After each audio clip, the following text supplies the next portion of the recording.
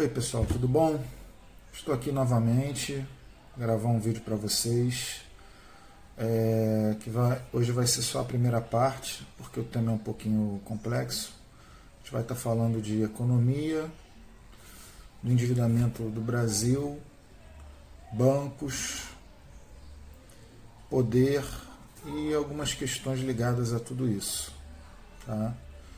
Então a gente vai estar vendo algumas coisas que eu acho que faz muito sentido nesse momento, por mais que pareça que não. Eu quero começar mostrando para vocês a composição da dívida brasileira, para a gente poder tentar entender e desmistificar algumas coisas que muita gente fala sem saber do que está falando, outros sabem do que estão falando, mas tentam distorcer. Então vamos lá, eu vou tentar facilitar esse entendimento para vocês. Então vamos lá, pessoal. Aqui, ó, os detentores da dívida pública. 25%, 25,8%, vamos arredondar para 26%, são instituições financeiras, esse azul escuro. No azul claro, fundos de investimento, 25,7%, tá? E os outros 25,1% você tem aqui de previdência. O que é essa previdência aqui? São os fundos de pensão, públicos e privados, tá? Que acabam comprando títulos da dívida pública. Bom, esses dois caras aqui, eles nada mais são do que instituições financeiras, porque na verdade, da onde saem os fundos de investimento? Dos bancos, tá? Então você tem que aproximadamente 52% da dívida está na mão dos bancos. Se eu sei que esses fundos de investimento eles têm a gestão, tá? A maior parte deles, vamos botar aqui desses 25%, 60% aproximadamente, vamos dizer que 15% dos 25% são geridos também por fundos de investimento, tá? Isso já deu muita confusão na questão política, fraudes e tudo mais, depois a gente vai falar sobre esses fundos de pensão. A gente pode dizer que 15% daqui, com mais os 52%, a gente tem 67% de toda a dívida pública na mão de bancos.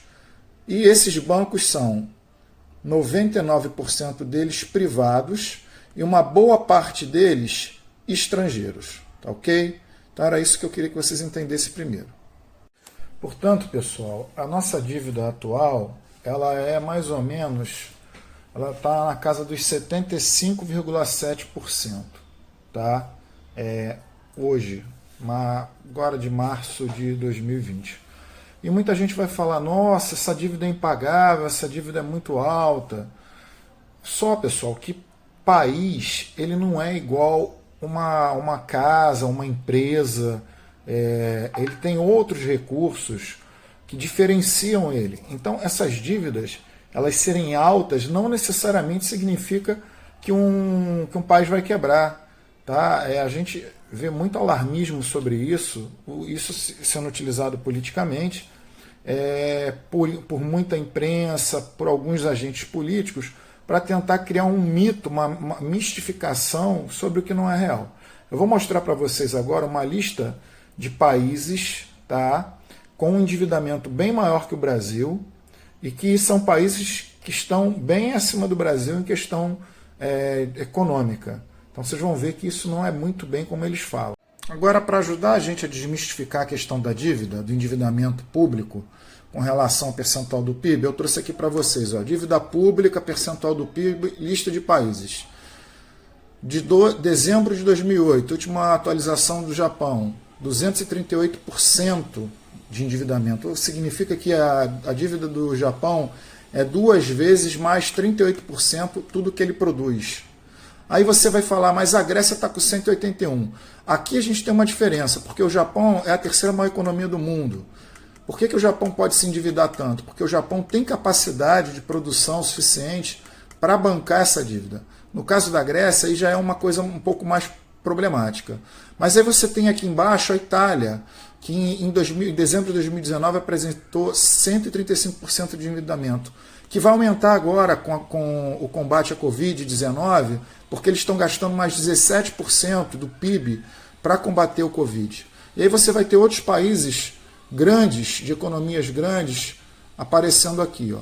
Estados Unidos, que já gastou mais 10% no combate à Covid, já está numa casa dos 116%, porque esse valor aqui é de 2019, dezembro de 2019. Com mais os 10% gasto até agora no combate à Covid, já passou dos 116%. Temos a França aqui embaixo, que também já mudou esse número, está aqui 98%, com mais os 12% que eles estão gastando, já passou dos 110%. Tá? Você vai ter outras economias maiores que a do Brasil, Espanha, tá? Tá aqui, ó, Espanha, 97%, com mais os 17% que ela está gastando agora, 115% do seu PIB em dívida.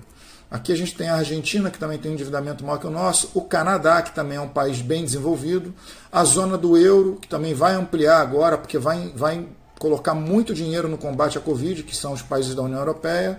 E aí, no 33º lugar, vai aparecer, depois da Inglaterra, sexta maior economia do mundo, que está gastando mais 12 ou 13% do seu PIB também no combate à Covid. Está aqui, ó, 82% com mais 12%, vai lá para 95% do seu endividamento. Tá?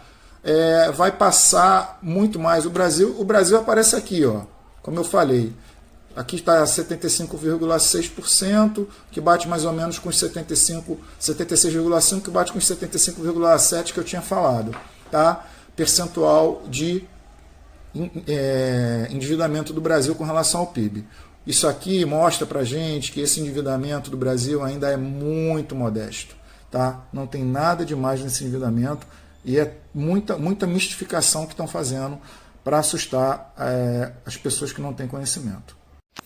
O que eu quero mostrar para vocês com isso é que essa história de que o país não pode continuar gastando, não pode investir para o Estado, né, o governo não pode investir, gerar dinheiro novo, aumentar o seu patamar de dívida para ajudar a combater o coronavírus, para ajudar a combater a insegurança alimentar, ajudar os mais pobres, isso daí é mentira.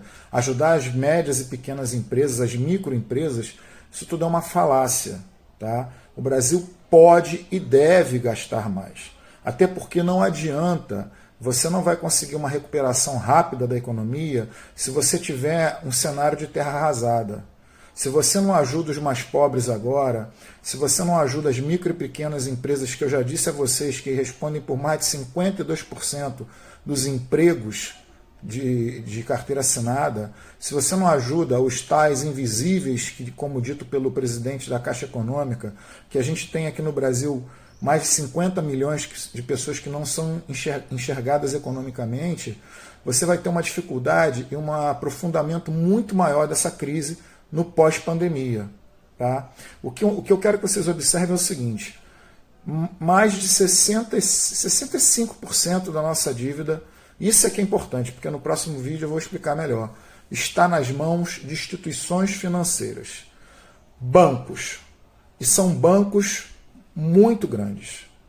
Bancos esses que, diga-se de passagem, o governo federal em 48 horas os socorreu com 1 trilhão e 200 bilhões de reais para que eles aumentassem sua liquidez, tá? E até para que eles ajudassem com um crédito barato para que as pessoas pudessem, ou pequenas empresas e microempresas pudessem estar renegociando suas dívidas, o que não aconteceu, tá? Diga-se de passagem. Vocês podem estar vendo comercial aí do Banco Itaú, do Bradesco, do Santander dizendo que vai ajudar, mas se for olhar a realidade ou perguntar a algum microempresário, ele vai dizer que a história é bem diferente. Tá?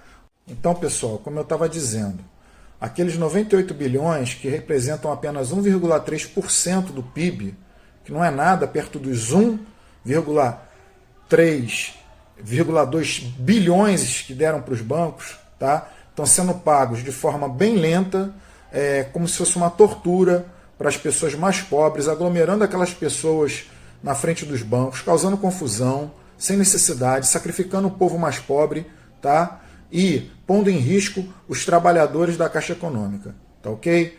Sem necessidade, destruindo e desfazendo da imagem da Caixa Econômica. Os funcionários da Caixa não têm culpa nenhuma do que está acontecendo, tá?